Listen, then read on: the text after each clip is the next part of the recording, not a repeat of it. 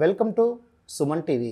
ఈనాటి అంశం మానవ శరీరంలో రక్త శాతం ఎలా పెరుగుతుంది.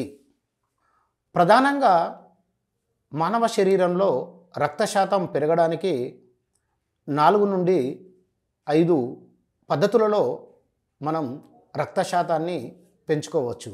ఈ రక్తం అనేటువంటిది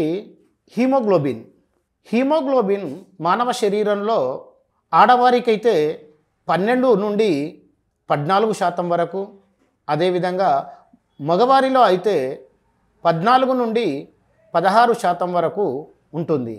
ఈ రక్త శాతంలో ప్రధానంగా మనకు హీమోగ్లోబిన్ పర్సంటేజ్ ఒకటైతే, రెండవది ఎర్ర రక్త కణాలు. ఎర్ర రక్త కణాలు 4.5 నుండి 6.5 వరకు ఇది నార్మల్ రేంజ్లో ఉండడం జరుగుతుంది. దీనికంటే తగ్గితే మనకు శరీరంలో రుగ్మతలు రావడానికి అవకాశం ఏర్పడుతుంది. ఇంకా తెల్ల రక్త కణాలు WBC ఇవి 4000 నుండి 11,000 వరకు ఉండవచ్చు.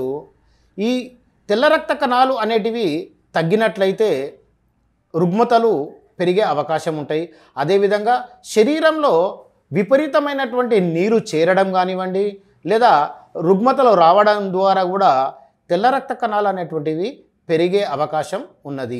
తెల్ల రక్త కణాలు పెరిగితే శ్వాసకోశం పైన ఇబ్బంది పడడం జరుగుతుంది.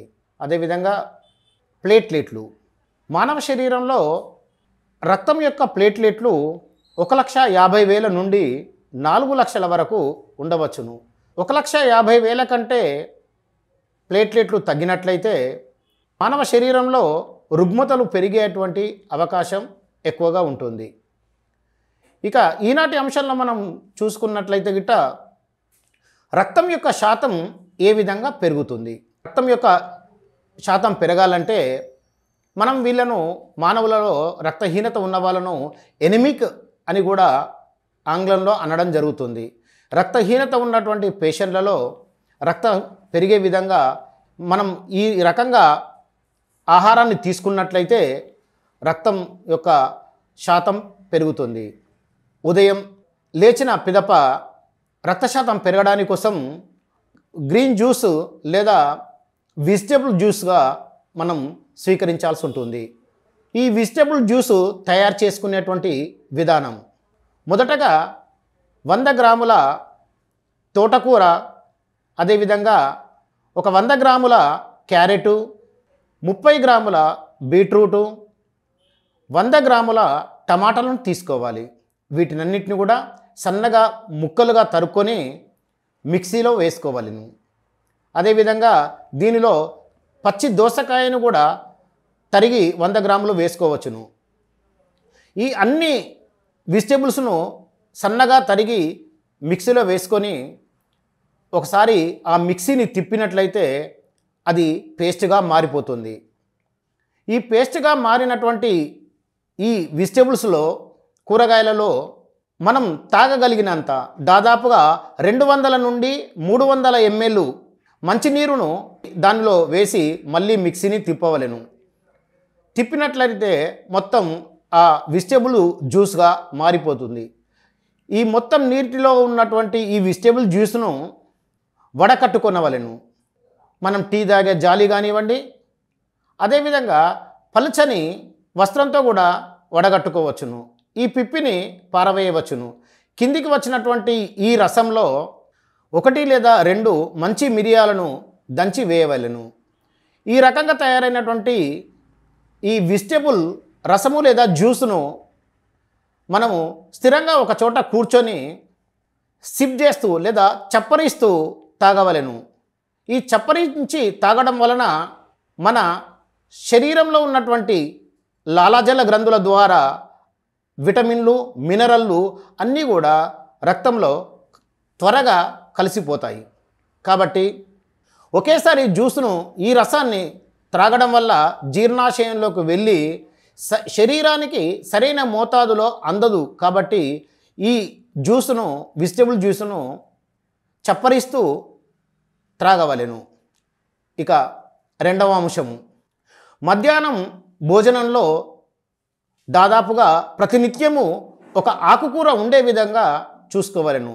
ఆకుకూరలలో అనేక రకమైనటువంటి విటమిన్లు, మినరల్స్ మనకు శరీరానికి అందుతాయి. కాబట్టి ఈ ఆకుకూరలలో కూడా శనగపప్పు కానివ్వండి, లేదా కందిపప్పు కానివ్వండి, పెసరపప్పు కానివ్వండి, ఏదైనా ఒక పప్పును కూడా వేసుకొని వండుకోవడం వల్ల శరీరానికి అనేక రకాల మినరల్స్ అందడం జరుగుతుంది. ఇక మూడవ అంశం, సాయంత్రం పూట చిన్నగా తినాలి అనిపిస్తుంది ఏదన్నా ఒకటి, దానికి బదులుగా మనం ఏదైనా ఒక పండు రసాన్ని మనం త్రాగినట్లయితే మనకు కావలసినటువంటి అన్ని రకాల పోషకాలు, అదేవిధంగా ఐరన్, విటమిన్లు B6, B12 లాంటివి అన్నీ కూడా మన శరీరానికి అందుతాయి.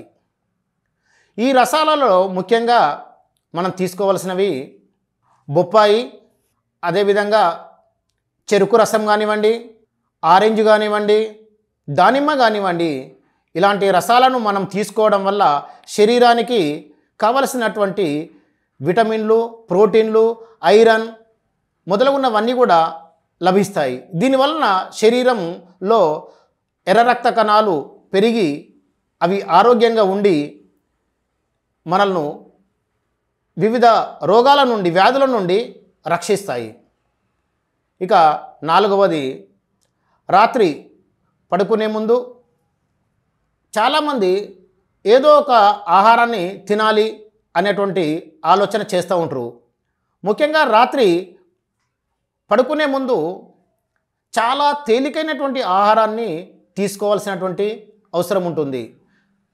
ముఖ్యంగా ఎండు ద్రాక్షలు, అదేవిధంగా ఎండు కొబ్బరి, వాల్నట్స్, ఇంకా ఈ డ్రై ఫ్రూట్స్ ఏదున్నా కూడా రాత్రిపూట తీసుకోవడం ద్వారా మన శరీరంలో ఐరన్ కాంటెంట్ పెరిగి రక్తశాతం పెరగడానికి ఎంతగానో దోహదపడతాయి.